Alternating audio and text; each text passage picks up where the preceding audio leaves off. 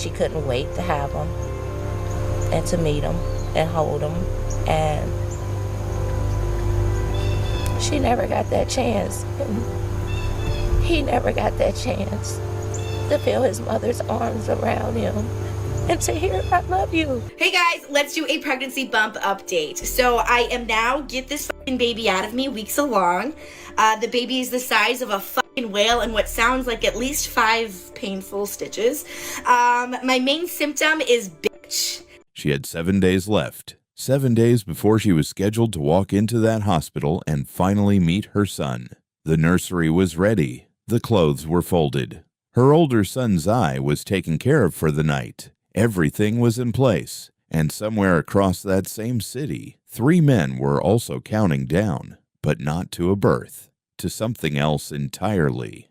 And today I want to tell you about India Kenmore, because the way this story unfolded, the details that came out 2.5 years later, I genuinely had to sit with it before I could even put this together. So let's go back to the beginning, because to understand what happened on March 4th, 2023, you need to know who India was first. Well, Terry says that her daughter was always willing to help someone. She described her as fun-spirited and funny, and she says that she misses her every single day. That's Terry, India's mother, and she said that sitting at her daughter's grave.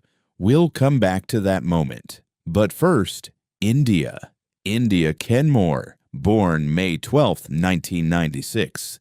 Cincinnati, Ohio. She was the kind of person who made everything louder just by being in the room. Funny. Real. The type who posted exactly what she was thinking without filtering it. Don't let me describe her. She'll do it herself. What are you going to do? How are you? Move. How are you going to get me up for you?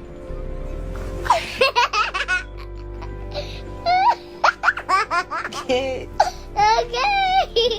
At 20 years old, India became a mother for the first time. Her son Zai was born April 13th, 2016, and she was honest about how scared she was. She thought she was supposed to finish school first, be married, be stable, but she said God had other plans, and she accepted it with everything she had. She poured herself into raising Zai. Every decision she made centered around him. Friends and family watched her balance work, responsibilities, and still show up as the kind of mother who never let her son feel anything less than completely loved. Then in 2022, she found out she was expecting again. I woke up this morning in my feelings. If you would have asked me a year ago, or maybe even a couple months ago, if I wanted another kid, my answer was no, until TMH had other plans for me. She was nervous. She was honest about that. But the moment she decided to embrace it, she went all in. She named him Karin. She documented everything.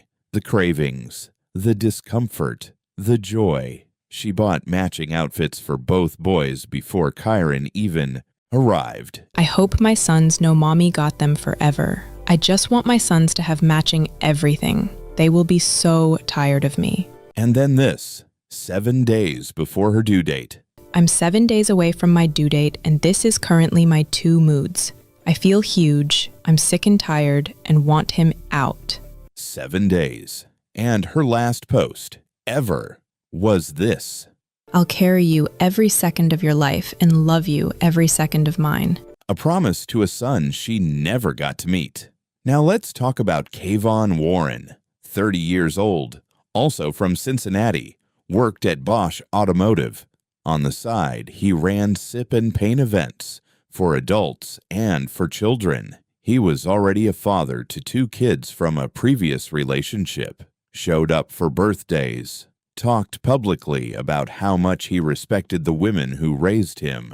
On paper, exactly the kind of man you'd want your daughter with. She described Kayvon as someone she once thought was a nice, upstanding gentleman. She thought that for years. She welcomed him, trusted him, But there were two Kayvons operating at the same time. The public one smiled for the maternity shoot, posted about his kids, hosted paint nights, looked the part completely. The private one was under serious financial pressure. His home was facing foreclosure. He was managing 2 households. And according to reports, he had been trying to reconnect with an ex-girlfriend. He wanted a fresh start, a clean slate. Indy and Kyron were standing between him and that. He reportedly pressured her more than once to end the pregnancy. She refused every single time. She had already named him, already set up the nursery, already bought the clothes.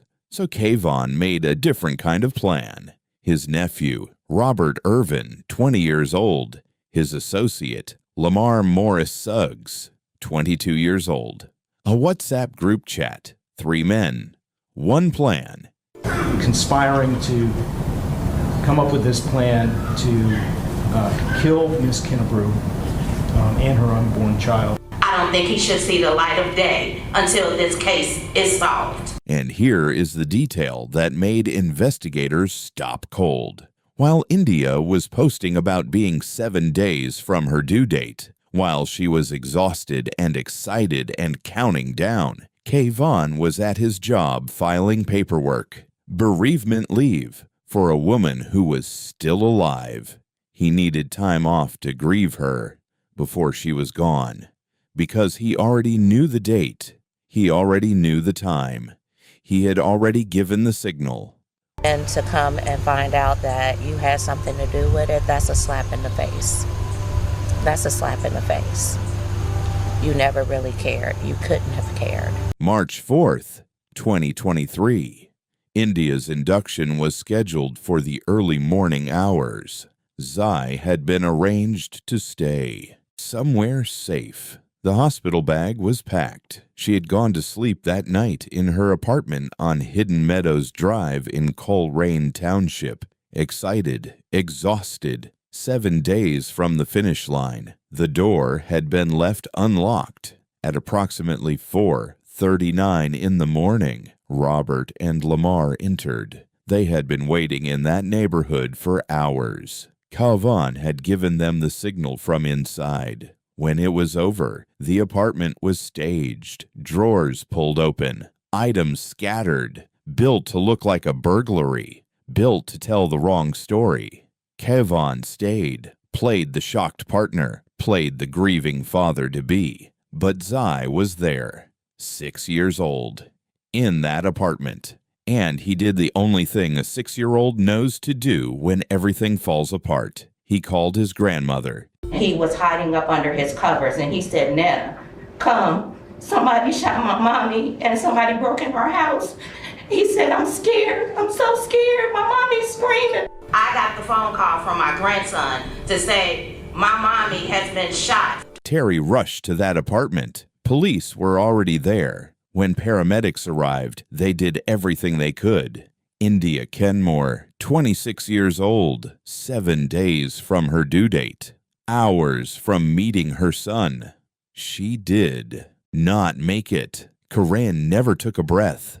2 weeks later, March 18th, 2023, the funeral. Kayvon was there, standing beside Terry Kenmore, crying, comforting her, playing the role of the devastated partner who had just lost everything. That same day, he posted this.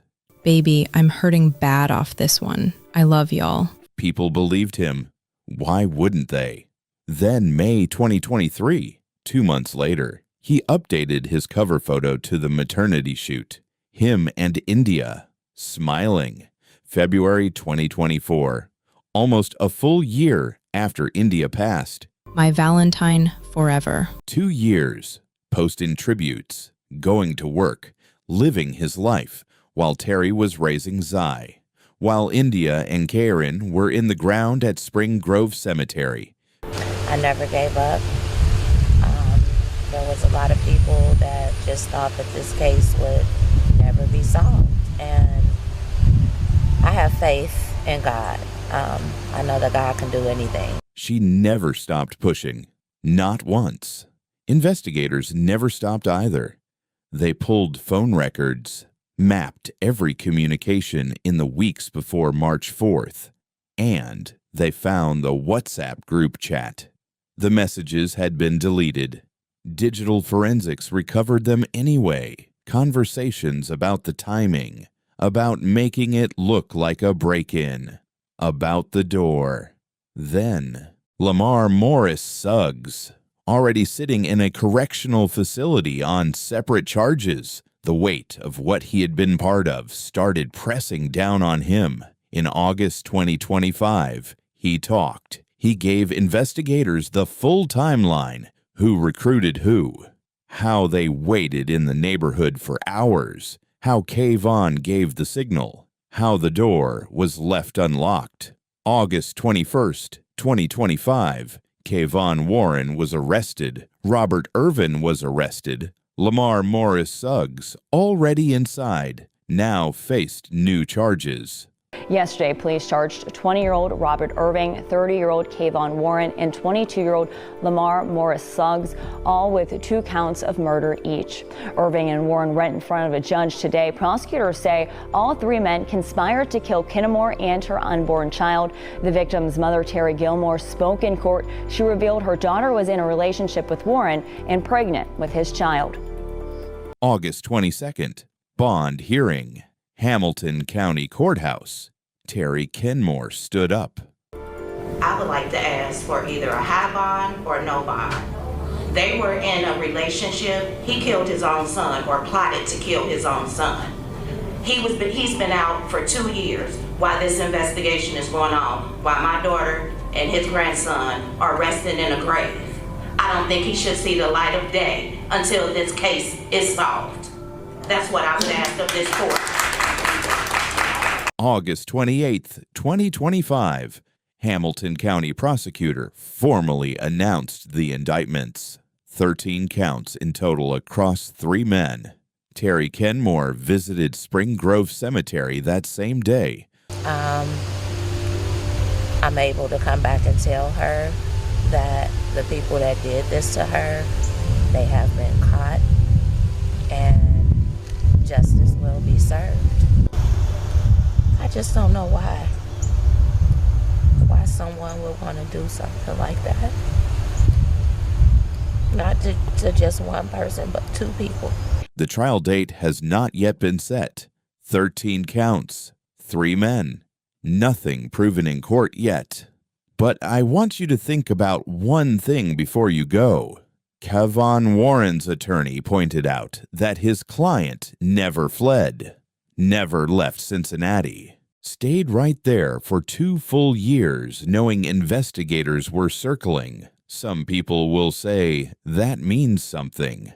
Other people will look at a man who stood at a funeral comforting a grieving mother, a mother whose pain he caused, and posted Valentine tributes for a year, and filed paperwork to grieve a woman who was still alive, and they'll say that's not innocence, that's composure.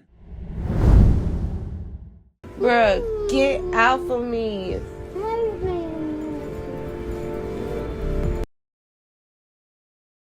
If this case affected you, you're not alone. Hundreds of thousands of people come to this channel because we don't sugarcoat the reality of these tragedies. If you haven't subscribed yet, now's the time. We cover cases like this every week. And trust me, the next one is even more disturbing. Point to screen. That video right there covers another case involving common theme, social media, sort of domestic violence, etc. And if you want to binge more, I've got a whole playlist of cases that went viral. Click that. I'll see you in the next one.